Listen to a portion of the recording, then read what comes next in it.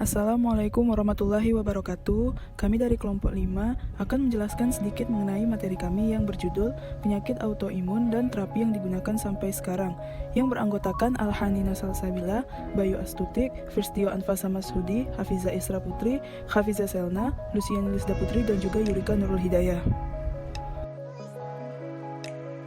Sebelum kita mengetahui apa saja penyakit autoimun dan juga terapinya, kita harus mengetahui dulu apa itu gangguan autoimun. Gangguan autoimun adalah kondisi ketika sistem kekebalan tubuh seseorang menyerang tubuh sendiri.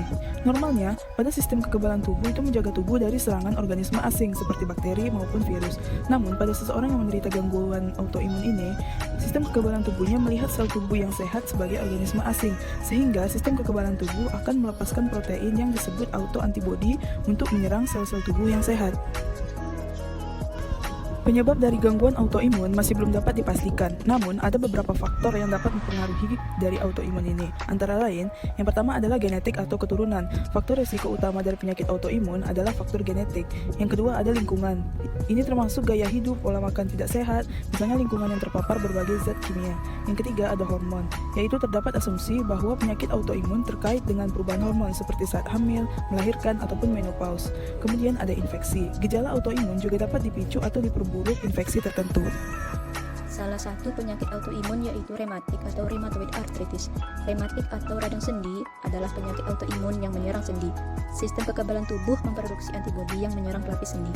Akibat dari serangan antibodi ini, terjadilah peradangan, pembengkakan, dan nyeri pada sendi. Orang dengan rematik biasanya merasakan gejala seperti sendi sakit, kaku, dan bengkak sehingga dapat mengurangi geraknya. Jika tidak diobati, rematik dapat menyebabkan kerusakan sendi permanen secara bertahap. Bagaimana cara mengobati penyakit rheumatoid arthritis?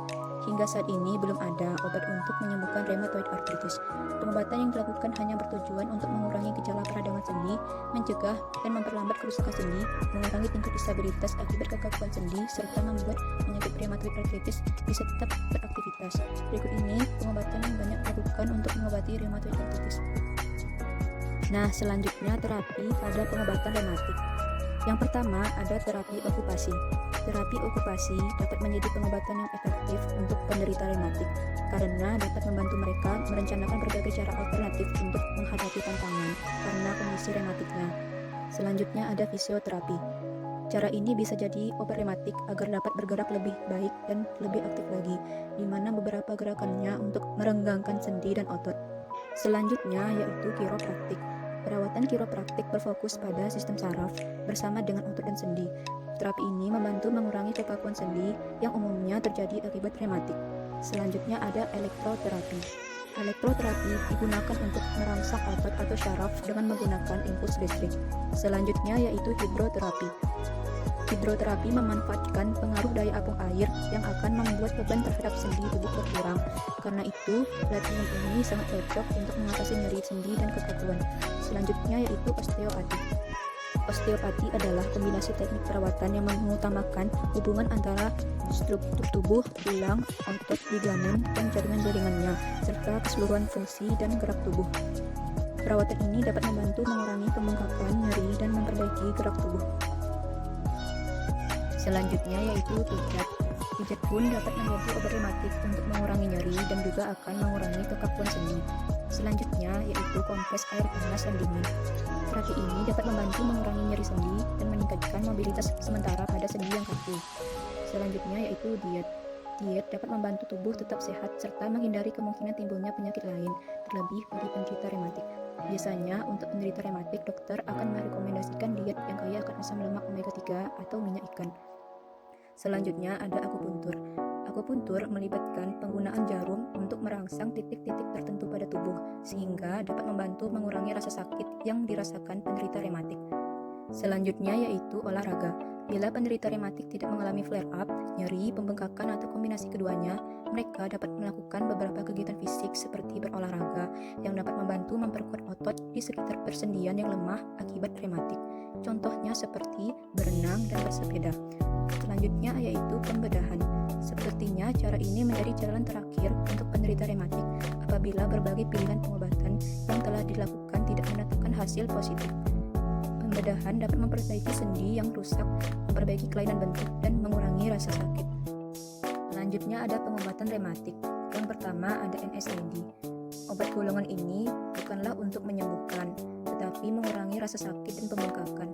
Contoh obatnya adalah ibuprofen, natrium diklofenak, meloxicam, piroxicam, dan lain-lain. Yang kedua ada kortikosteroid. Obat golongan ini dapat mengurangi rasa sakit dan pembengkakan jauh lebih cepat daripada NSAID. Yang ketiga ada DMARDs, yang merupakan singkatan dari Disease Modifying Anti-Rheumatic Drugs. Obat ini merupakan tahap awal menghambat dan meredakan gejala rematik. Yang keempat ada biologik atau obat biologi. Obat ini direkayasa dari protein gen manusia yang mampu menghambat respon imun terhadap pembengkakan sendi akibat rematik. Yang kelima ada COX-2 inhibitor. Obat ini merupakan golongan NSAID yang mampu mengatasi pembengkakan akibat rematik. Yang keenam ada imunosupresan. Obat ini adalah golongan obat yang dapat menekan sistem imun pemakainya yang mengurangi kerusakan pada jaringan tubuh. Contohnya yaitu sulfasalazin dan sitostatika, yaitu MTX dan azathioprine. Selanjutnya yaitu multiple sclerosis atau biasa disingkat dengan MS, yaitu suatu penyakit autoimun yang mempengaruhi SSP, yaitu otak dan spinal. Penyakit ini disebabkan oleh kerusakan dari selubung mielin, sehingga sinyal syaraf akan menurun, melambat, atau bahkan berhenti. Kerusakan ini terjadi akibat inflamasi karena sistem imun tubuh menyerang sistem saraf. Hal ini bisa mengenai otak, saraf optikus, dan spinal. Terdapat 4 macam klasifikasi dari MS. Yang pertama yaitu benigna MS atau MS Cina, yaitu suatu bentuk kondisi di mana seseorang menderita MS selama beberapa tahun tanpa mengalami cacat yang parah. Yang kedua yaitu RRMS atau Relapsing Remitting Multiple Sclerosis, terjadi pada sekitar 85% pasien. Pasien dengan kelainan ini akan mengalami periode sementara relapse, kemudian eksaserbasi pada saat muncul gejala yang baru. Sebagian besar pasien RRMS akan menjadi SPMS pada saat tertentu. Yang ketiga yaitu secondary chronic progressive, yaitu terjadinya perburukan seiring berjalannya waktu. Nah, perburukan dapat disertai atau tanpa relapse dan remisi. Yang keempat yaitu primary progressive, di mana tipe MS ini jarang terjadi, yaitu hanya pada sekitar 10% pasien MS.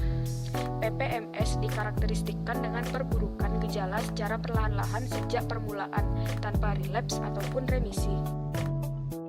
Beberapa cara diagnosis yang dapat dilakukan, yang pertama yaitu MRI atau Magnetic Resonance Imaging, yaitu pencitraan pilihan untuk konfirmasi dugaan MS dan untuk memantau perjalanan penyakit. Yang kedua yaitu evok potensial, digunakan untuk identifikasi lesi subklinik meskipun tidak spesifik untuk MS. Fungsi lumbal yang ketiga yaitu berguna jika tidak tersedia MRI atau jika temuan MRI non-diagnostik. Cairan cerebrospinal dievaluasi untuk adanya berkas oligoklonal dan produksi dari IgG pada intratekal. Hingga saat ini belum ada obat yang diketahui dapat menyembuhkan MS secara sempurna. Terapi hingga saat ini adalah yang memperlambat perjalanan penyakit dengan mengendalikan gejala atau serangan dan mempertahankan kualitas hidup dari pasien. Secara umum, beberapa modalitas terapi yaitu terapi fisik, penggunaan alat bantu, pola hidup yang sehat, olahraga yang terprogram, suplemen dan vitamin, serta obat-obatan. Beberapa pilihan terapi untuk meringankan kelainan, salah satunya yang pertama yaitu berdasarkan NICE Guideline tahun 2014, yaitu untuk mengatasi relapse akut, terapi yang direkomendasikan adalah kortikosteroid, yaitu metilprednisolon 0,5 gram secara oral setiap hari selama 5 hari. Dapat dipertimbangkan dosis 1 gram per harinya untuk 3-5 hari sebagai alternatif. Yang kedua yaitu berdasarkan NICE Guideline tahun 2002, didasarkan pada keefektifan biaya, INF beta adalah yang terbaik. Untuk keadaan relapse dapat digunakan yang pertama yaitu plasmaferesis atau pertukaran plasma, dapat digunakan untuk jangka pendek pada serangan berat yang tidak dapat menggunakan steroid atau steroid tidak efektif. Yang kedua yaitu dexamethasone, sering digunakan untuk mengatasi mielitis transversa akut dan encephalitis disseminata akut. Yang ketiga yaitu DMAMS atau Disease Modifying Agent for MS. Sebagian besar jenis ini telah disetujui untuk MS yang relapse. Obat golongan ini dipercaya mampu menurunkan progresivitas dan relapse. Untuk penyakit imun selanjutnya yaitu Graves. Nah, Graves ini merupakan penyakit autoimun yang disebabkan oleh thyroid stimulating antibodies atau TSAB. Nah, awalnya TSAB akan berikatan dengan tirotropin reseptor, baru kemudian mengaktifkan tirotropin reseptor tersebut pada sel tiroid. Nah, nantinya TSAB akan mensintesis hormon tiroid dan melepaskannya.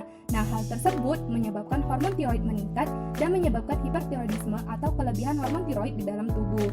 Nah, dampak dari hipertiroid tersebut yang sering terjadi seperti jantung berdebar, pembesaran pada kelenjar tiroid, tremor atau gemetar di bagian tangan, mudah gerah dan sering berkeringat, gelisah, mudah marah, berat badan turun drastis, dan susah tidur.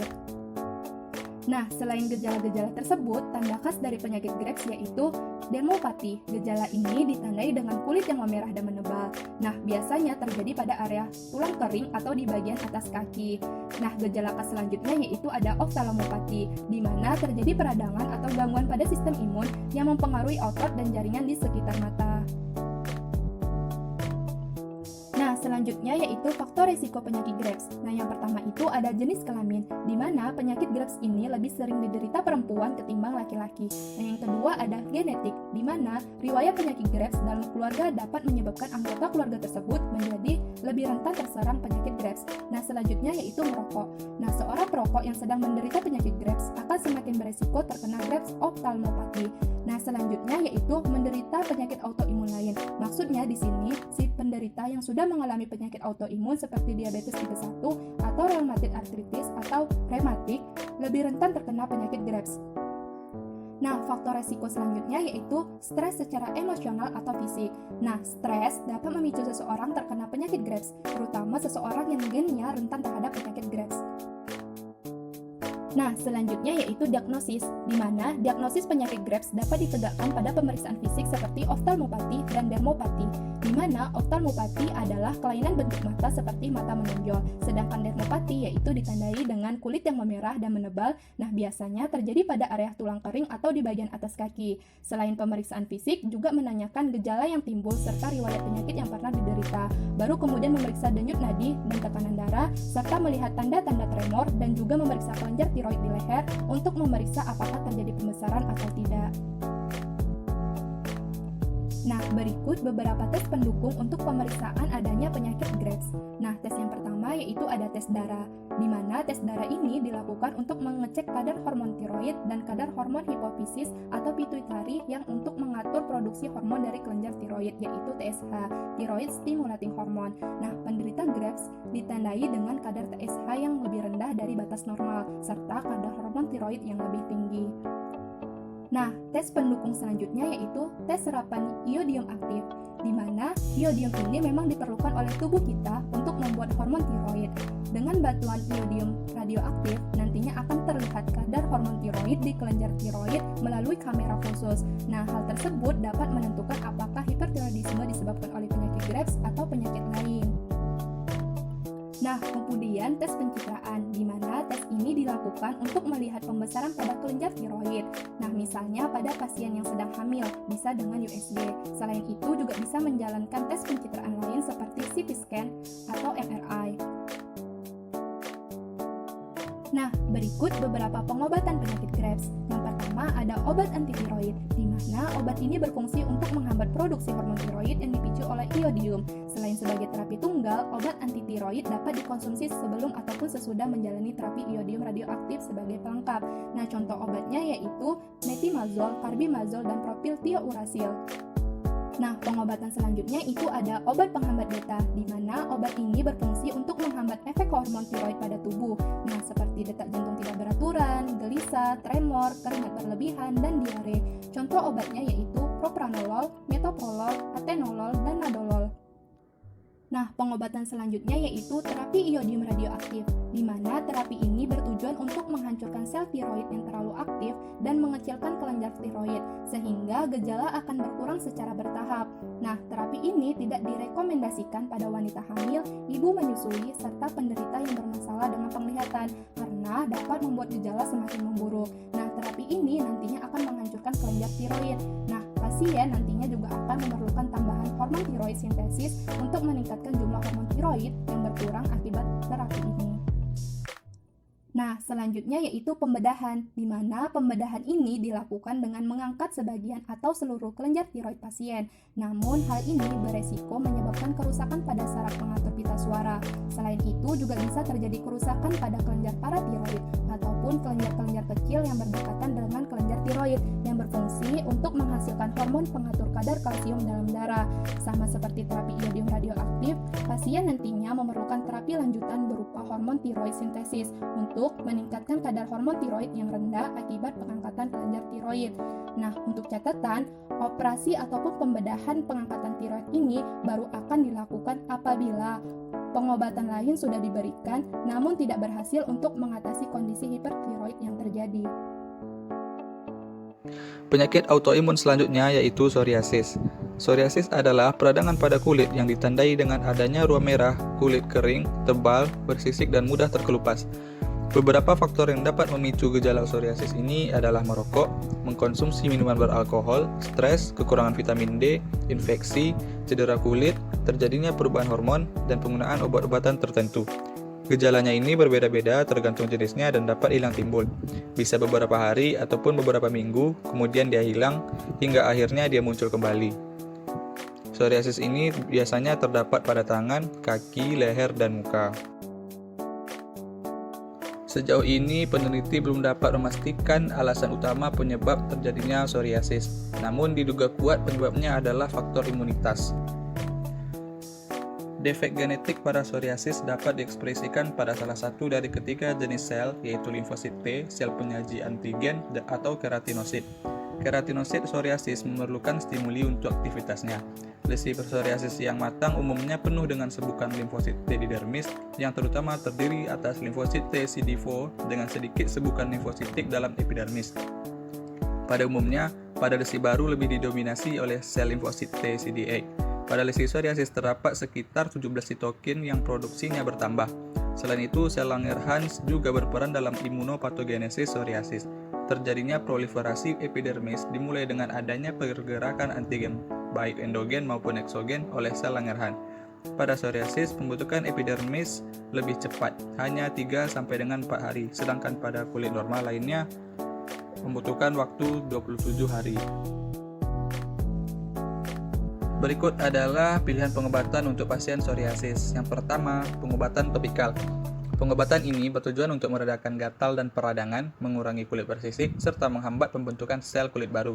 Contohnya adalah topikal kortikosteroid, topikal retinoid, antralin, analog vitamin D, dan asam salisilat.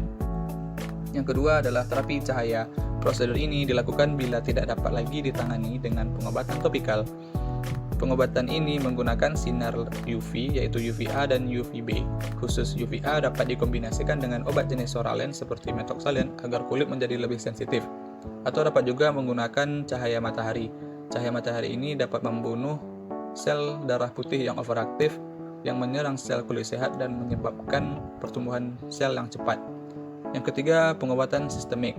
Bila tidak berhasil dengan pengobatan yang telah disebutkan tadi, maka kita dapat menggunakan pengobatan secara oral atau injeksi. Namun, cara ini memiliki beberapa efek samping, sehingga dokter hanya menyarankan penggunaannya dalam jangka waktu yang pendek. Contohnya adalah methotrexate, siklosporin, dan retinoid. Baiklah, di sini saya Bayu Astuti dengan NIM 1801009 akan menjelaskan mengenai sistemik lupus erythematosus atau biasa dikenal dengan lupus. Lupus merupakan penyakit autoimun di mana ini terjadi saat antibodi yang dihasilkan tubuh justru menyerang hampir seluruh jaringan tubuh penderitanya. Beberapa bagian tubuh yang paling sering diserang adalah sendi, paru-paru, ginjal, kulit, jaringan penyambung tubuh, pembuluh darah, sumsum tulang, dan jaringan saraf. Nah, terdapat tanda dan gejala dari penyakit lupus ini, di mana hal ini akan menyebabkan peradangan di berbagai organ tubuh dari penderita. Misalnya, pada kulit yang akan berwarna kemerahan ataupun eritema. Lalu, juga terjadi peradangan pada sendi, paru, ginjal, otak, darah, dan lain-lain. Gejala-gejala lupus itu seperti ruam di wajah, kepala, dan anggota-anggota badan. Ruam ini tidak menimbulkan sakit ataupun gatal, namun bila sembuh akan meninggalkan parut. Ulcer di dalam mulut, keguguran rambut, demam berkepanjangan, dan penderita akan sensitif terhadap pancaran sinar matahari. Penyakit lupus ini tidak bisa disembuhkan. Pengobatan lupus lebih bertujuan untuk meringankan gejala, membantu mencegah kekambuhan penyakit, dan meminimalkan resiko kerusakan yang terjadi pada organ. Berikut ada beberapa terapi pengobatan pada penyakit lupus. Yang pertama, dengan penggunaan obat antiinflamasi non-steroid. Kemudian yang kedua, dengan menggunakan hidroksikloroquine. Ketiga, dengan menggunakan kortikosteroid atau glukokortikoid. Keempat, menggunakan obat imunosupresan. Dan yang kelima, menggunakan agen biologis. Yuk kita simak penjelasannya satu persatu. Baiklah, terapi pengobatan lupus yang pertama yaitu dengan penggunaan obat antiinflamasi non-steroid. Contohnya seperti naproxen dan ibuprofen. Nah, penggunaan obat antiinflamasi non-steroid tersebut berfungsi untuk mengatasi nyeri dan demam pada penderita lupus. Terapi pengobatan yang kedua dengan menggunakan hidroksikloroquine. Hidroksikloroquine berfungsi untuk membantu mencegah kekambuhan serta meredakan dari gejala lupus. Nah, dari beberapa hasil penelitian, diketahui ada beberapa bukti mengenai keuntungan pemberian hidroksikloroquine pada penyakit lupus. Namun, terdapat efek samping utama bila seseorang mengkonsumsi hidroksikloroquine dalam jangka waktu yang sangat panjang, yaitu terjadinya retinopati pada hampir 10% pengguna setelah 20 tahun penggunaan secara terus-menerus. Namun, risiko tersebut dapat diturunkan dengan pemberian hidroksikloroquine di bawah dosis 5 mg per kilogram berat badan aktual, sehingga dosis harian jangan melebihi batas tersebut. Terapi pengobatan yang ketiga yaitu dengan menggunakan kortikosteroid atau glukokortikoid. Kortikosteroid atau glukokortikoid berfungsi untuk mengatasi peradangan yang terjadi pada lupus dengan cara mengontrol kerja dari sistem imun. Namun, harus diupayakan agar dosisnya diminimalkan, yaitu kurang dari atau sama dengan 7,5 mg per hari atau setara dengan prednison. Terapi pengobatan lupus yang keempat yaitu dengan menggunakan obat imunosupresan. Nah, obat imunosupresan tersebut berfungsi untuk menekan kerja dari sistem imun. Pemberian imunosupresan dapat memfasilitasi tapering off atau penurunan dosis perlahan dari glukokortikoid yang lebih cepat. Pemilihan agen imunosupresan tergantung dari manifestasi organ dari SLE, usia pasien, status kesuburan, keamanan, dan biaya. Contoh obat dari imunosupresan yang pertama yaitu methotrexate dan azathioprine. Nah, bukti klinis menyatakan bahwa methotrexate lebih baik dibanding dengan azathioprine. Namun, azathioprine lebih kompatibel apabila pasien menghendaki kehamilan. Obat imunosupresan yang kedua yaitu mycophenolate mofetil atau biasa disingkat dengan MMF. MMF merupakan imunosupresan yang poten dengan efikasi pada manifestasi klinis SLE, ginjal, dan non-ginjal. MMF lebih baik dibandingkan dengan azathioprine. Untuk tercapainya remisi, namun pemberian MMF harus dihentikan selama setidaknya 6 minggu apabila pasien berencana untuk hamil. Selain itu, kekurangan dari MMF ini adalah biaya pengobatannya yang lebih tinggi dibandingkan dengan methotrexate dan azathioprine. Obat imunosupresan yang ketiga yaitu calcineurin inhibitor.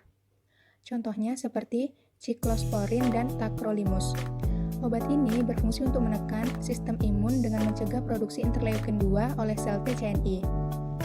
Nah, obat ini juga digunakan pada lupus cutaneus dan lini kedua untuk terapi nefritis lupus. Obat imunosupresan yang keempat yaitu cyclophosphamide. Nah, obat ini dapat diberikan pada kondisi yang mengancam nyawa, terutama manifestasi ginjal, kardiopulmoner, neuropsikiatri, dan hanya dipilih pada kondisi SLE tanpa manifestasi organ mayor apabila refrakter. Obat ini dapat menyebabkan efek gonadotoksik sehingga harus digunakan dengan hati-hati pada saat usia subur.